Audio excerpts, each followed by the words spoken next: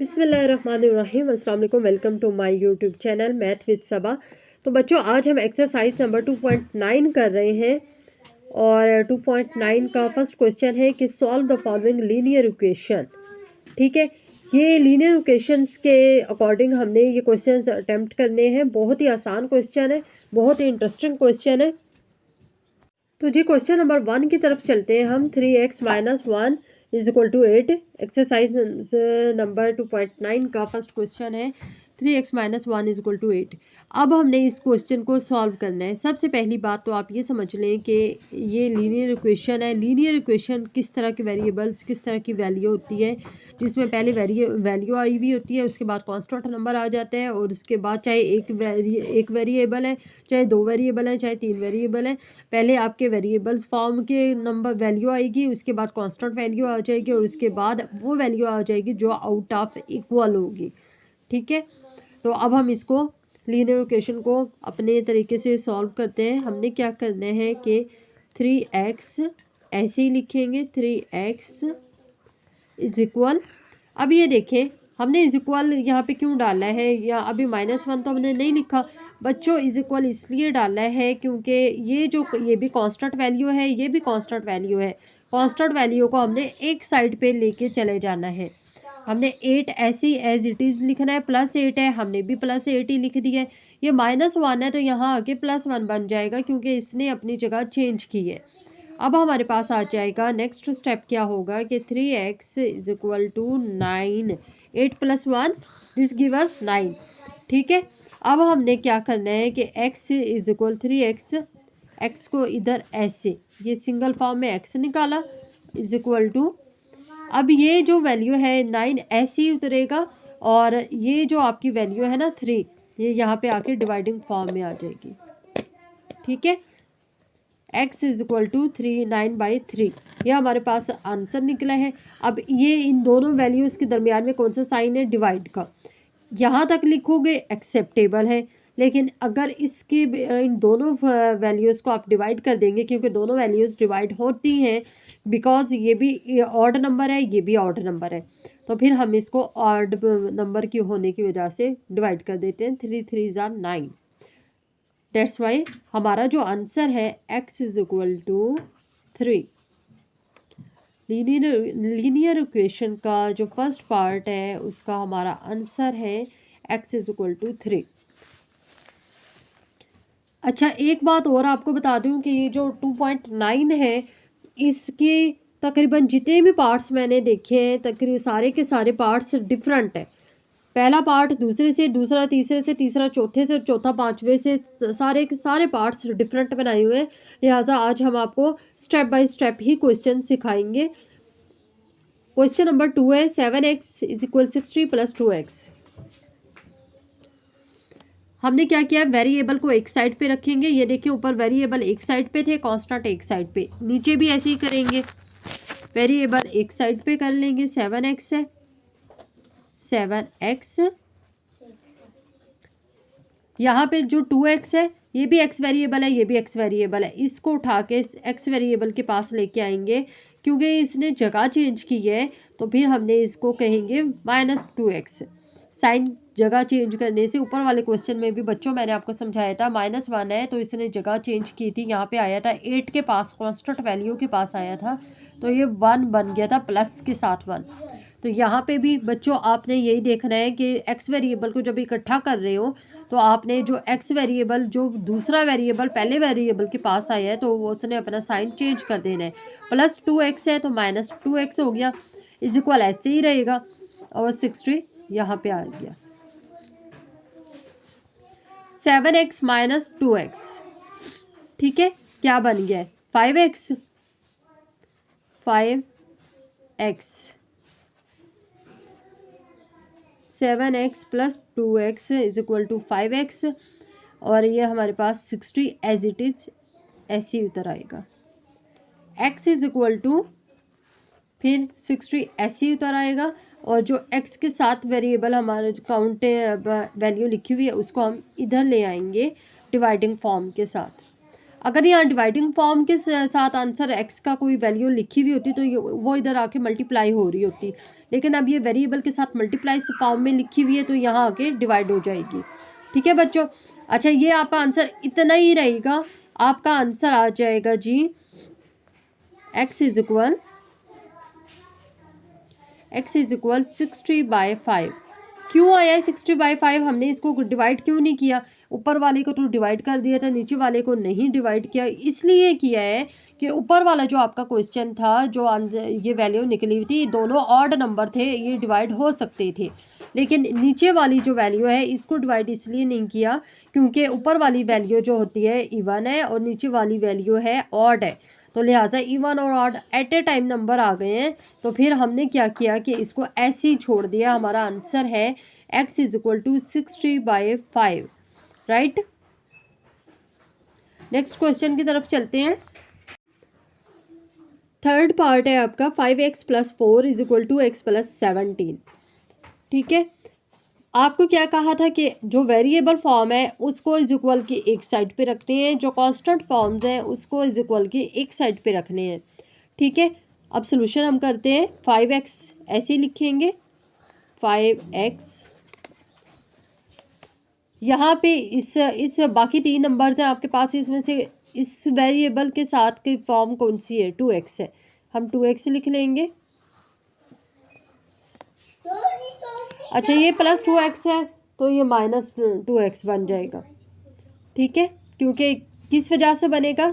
जगह चेंज की है, जगह चेंज की है तो साइन चेंज हो जाएगा। इज इक्वल 17 ऐसे ही नीचे आ जाएगा क्योंकि इसने जगह चेंज नहीं की, ये अपनी जगह पे आया है नीचे। लेकिन ये जो 4 है पहले इस साइड पे था, अब उस साइड पे चला गया है, तो ये आ गया है जी आपके पास +4 से -4 बन गया। 5x - 2x क्या बन गया? 3x। ठीक है, 5x में से 2x माइनस किए हैं तो 3x हमारे पास बच गया है। 17 - 4 करेंगे तो हमारे पास क्या आंसर बनेगा? 13। अच्छा, x इज इक्वल टू 13, ये मल्टीप्लाई फॉर्म में, इधर डिवाइडिंग फॉर्म में आ जाएगा 13/3। x is equal to 13/3। अच्छा, अब ये बात है कि ये दोनों नंबर तो ऑड है, वो दोनों नंबर ऊपर ऑड थे तो हमने इसको डिवाइड कर लिया था। 3 का टेबल 9 तक कर लिया था तो और डिवाइड कैंसलेशन करके आंसर निकाल लिया था। ये तो ऑड इवन ऑड दोनों थे, इसलिए इसको डिवाइड नहीं किया। ये तो दोनों नंबर ऑड है, इसको क्यों नहीं डिवाइड किया? ये आंसर हमने क्यों कर दिया है कि यही जी हमारा फाइनल आंसर है। बताती हूँ अभी क्यों नहीं किया। x is equal to 13/3। ठीक है, अच्छा जी, हमने इसको इसलिए नहीं किया क्योंकि यहाँ पे हमारे पास ऑप्शंस नहीं है कि कोई ऐसा टेबल पढ़ लें जो 13 को क्रॉस करते हो। हमारे पास ऑप्शन सिर्फ 3 की है। 3 का टेबल 10 तक ही जाता है, 3 का टेबल आगे भी चला जाता है लेकिन दूसरी मल्टीप्लाई फॉर्म में जाता है।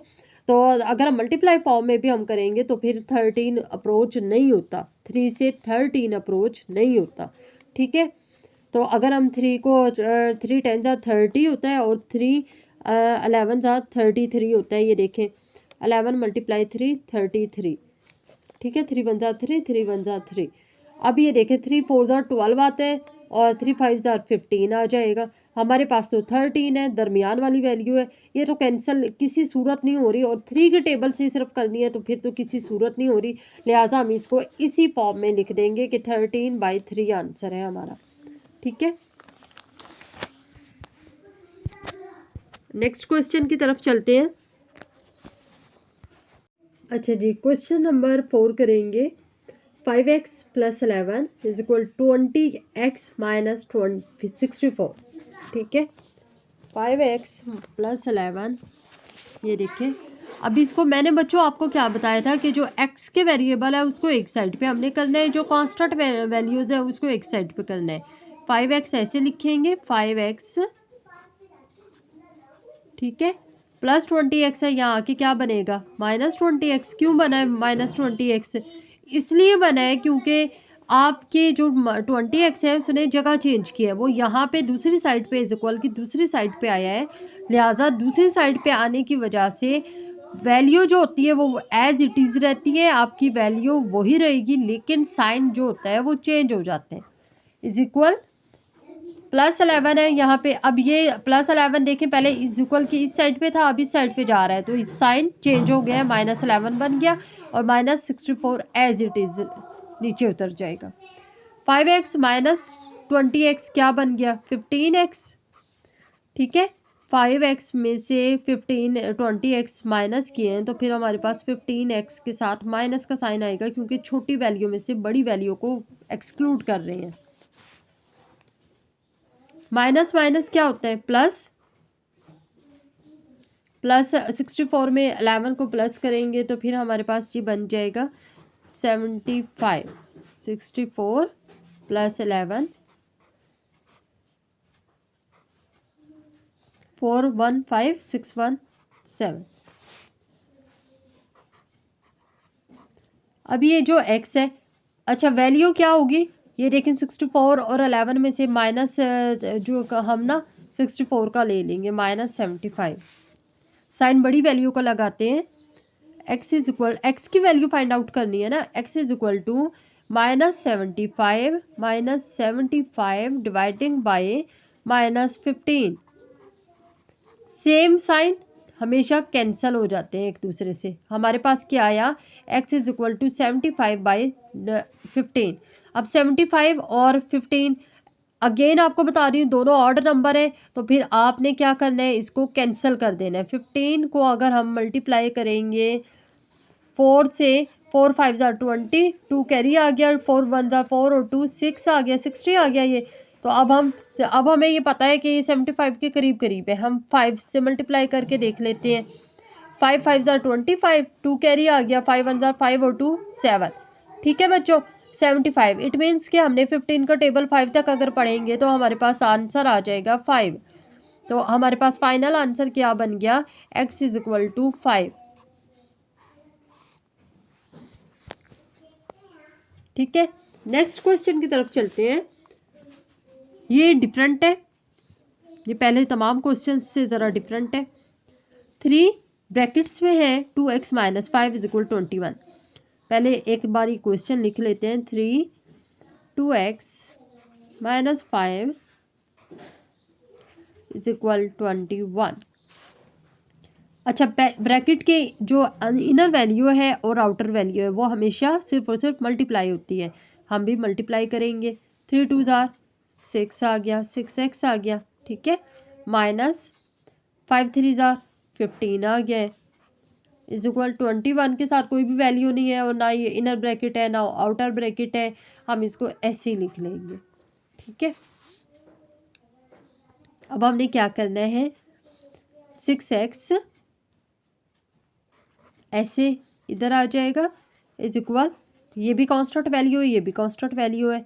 इस 21 को ऐसे ही नीचे उतार के -15 है, +15 बन जाएगा। 6x is equal to 21 + 15 36। ठीक है, 5 और 1 6, 2 और 1 3।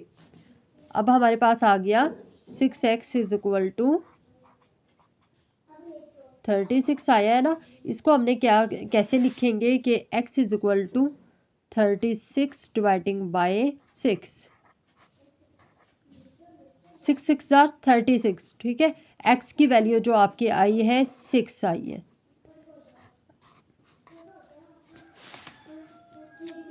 नेक्स्ट क्वेश्चन बच्चों करेंगे, ये ऊपर वाले क्वेश्चन से भी ज़रा डिफरेंट है, क्योंकि इसमें ऊपर वाले क्वेश्चन में आपके एक साइड पे ब्रैकेट है, यहाँ पे इस क्वेश्चन में आपके दोनों साइड्स पे ब्रैकेट आई हुई है।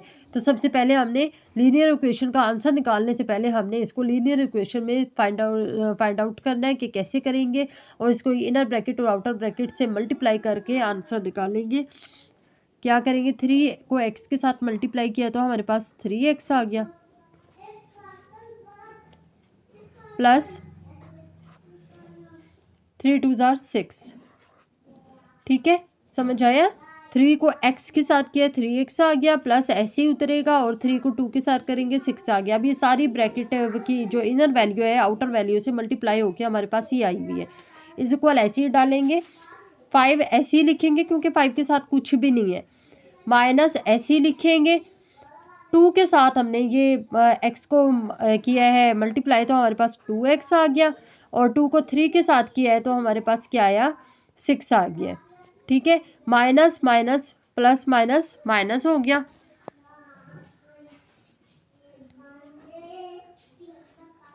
सिक्स।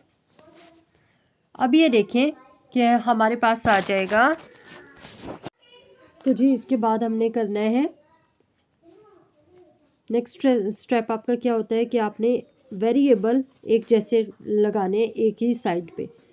3x, बाकी सारे वेरिएबल्स देखेंगे कि x के साथ कौन सा सूटिंग वेरिएबल है, 2x है, इसने जगह चेंज की है, यहाँ पे आएगा तो ये प्लस 2x बन जाएगा। ठीक है, 3x प्लस 2x हमारे पास 5x ही बन गया, इसको पहले इधर लिख लेते हैं। अच्छा जी, अब हमारे पास यहाँ पे है 5 है, ऐसे ही लिखेंगे 5 को। ठीक है, प्लस 6 ऐसे ही लिख लेंगे, बाकी ये माइनस 2x जो था वो यहाँ पे चला गया है इसके पास, यानी अब ये तीनों वैल्यूज़ हमने कर लिए, फाइंड आउट कर लिए। ये जो प्लस 6 है ये भी कांस्टेंट वैल्यू है, ये अपनी कांस्टेंट वैल्यू इसके ब्लॉक में आएगा तो फिर अपना साइन चेंज कर लेगा, प्लस 6 माइनस 6 बन गया, तो हमारे पास आ जाएगा 5 प्लस 6 माइनस 6, प्लस 6 और माइनस 6 कैंसिल हो जाएंगे। ठीक है, हमारे पास आएगा 5x is equal to 5। x की वैल्यू फाइंड आउट करनी है ना, तो x is equal 5 dividing by 5, x का यहाँ पे लिख के, तो x का टेबल 5 का टेबल वहाँ तक पढ़ना है कि 5 आ जाए। तो बच्चों आपको पता ही है कि 5 1 ज़ा 5 आता है, हमने x is equal to 1 answer निकालना है। यूट्यूब चैनल को मेरे सब्सक्राइब कर लें, बेल आइकॉन को भी प्रेस कर दिया करें ताकि सारी की सारी वीडियोस आप तक बर वक्त पहुँच जाएँ। एग्ज़ाम्स बहुत करीब हैं, बच्चों को मेहनत की बहुत ज़्यादा ज़रूरत है, एक्स्ट्रा टाइम दिया करें, स्टडी को लेट नाइट स्टडी करें। थैंक यू एंड अल्लाह हाफिज़।